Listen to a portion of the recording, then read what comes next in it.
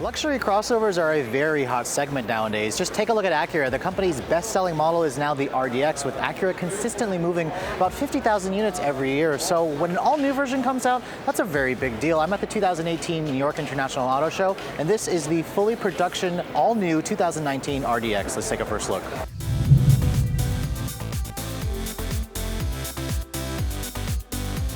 So 2 months ago, I was in Detroit where Acura showed us the Rdx Prototype, which is basically their way of saying it's a production model minus different door mirrors and bigger wheels and tires. Now here in New York, here is the full production version of the RDX, and you can see here, it stays true to the prototype that they showed us in Detroit, with the company's diamond pentagon grille dominating the front end here. You can see here, this is the A-Spec model with this large Acura logo that also houses the radar sensors. Now part of the Acura's new styling direction is the jewel eye LED headlights. They're now in their second generation with 7 actual individual LEDs. This particular one, being the A-Spec, also has LED fog lights. It's certainly a very distinctive and aggressive looking front end. I also really like this A-Spec specific lower front fascia with the blacked out portions. It definitely stands out in this segment, which is very, very important. Now Acura says this all new RDX rides on an Acura exclusive platform, so it doesn't really share anything with the current generation Honda CR-V. Now looking at the side here, you can see these are the 20-inch shark gray wheels that you also get on the A-Spec model.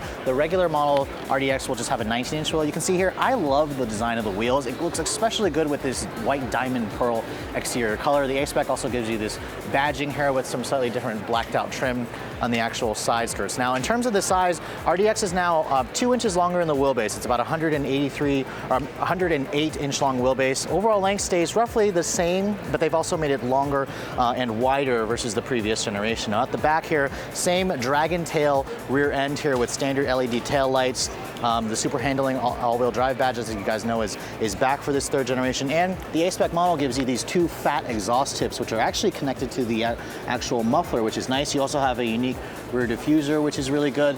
And Acura says, in terms of practicality, there's a lot more space on this new one, and the cargo area has also been enhanced. Now, Acura says when you fold down the seats, you get roughly about 4 cubic feet more than the previous generation. So when you fold down those seats, you get roughly around 65 cubic feet of space, which puts it right at the top of the segment. You also have a power-activated lift gate with a hands-free function. That's standard on every version of the RDX, even the base model. So underneath the hood of this third generation RDX, it has an all-new powertrain. Acura has returned to a turbo in the RDX, replacing the old naturally aspirated V6. Now this is a version of the 2-liter turbo we find in the Accord and the Civic Type R. It's a 2-liter direct injection with a single scroll turbocharger. And now Acura has numbers for us. It makes 272 horsepower and 280 pound-feet of torque. Acura says it's the most powerful turbo in the segment in terms of the class leaders, although the Alfa Romeo Stelvio has a little bit more horsepower and torque. It also is a little bit less powerful versus the V6 in terms of horsepower, but it does have more torque. It all goes out through the segment first 10-speed automatic transmission with paddle shifters. Acura says it should be getting best-in-class fuel economy, although they didn't have actual numbers for us yet. Now, this vehicle is available in either front or super handling all-wheel drive. Acura didn't have any tow rating yet, but I expect this to be one of the best performing RDXs Acura has ever produced. We'll have to get out on the road later and see if that's really the case when we actually drive one. So in the past, Acuras have gotten a lot of flack for having interiors that were honestly too similar to Honda's.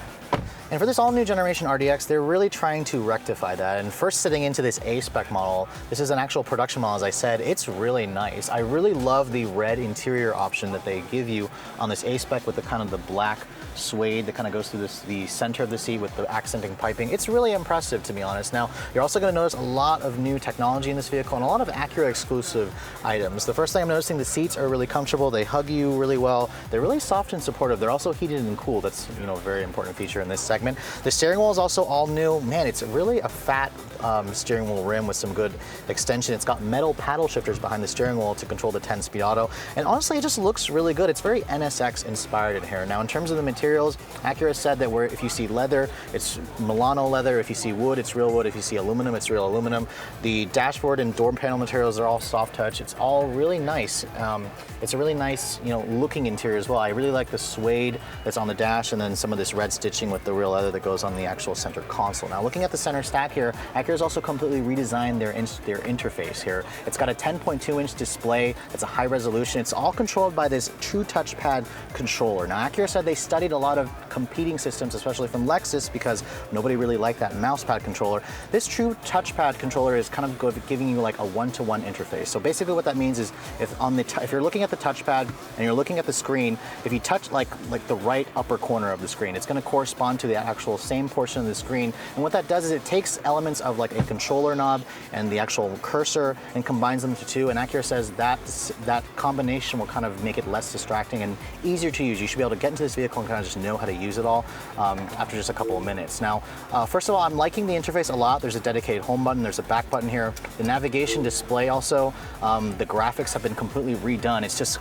much better than what you see in a lot of Honda products. And it finally feels very elevated in here, and that's kind of important. That was the problem with a lot of Acura vehicles. And I also really like the gauges on this A-Spec model. They're unique to the A-Spec where they're kind of red accented, they're metallic accented as well. It really just adds to the whole ambience. The fact that standard equipment here is also very high. There's Acura Watch as standard equipment, which is all their driver assistance tech. It's got leather as standard, push button start as standard, the pano sunroof is standard. So really, Acura is giving you a lot of value in here, but let's take a look at the rear seat and see how much space that actually gives you if you need to put people in the back seat. So the previous generation RDX had a pretty roomy rear seat already, and that's basically been carried over for this new generation.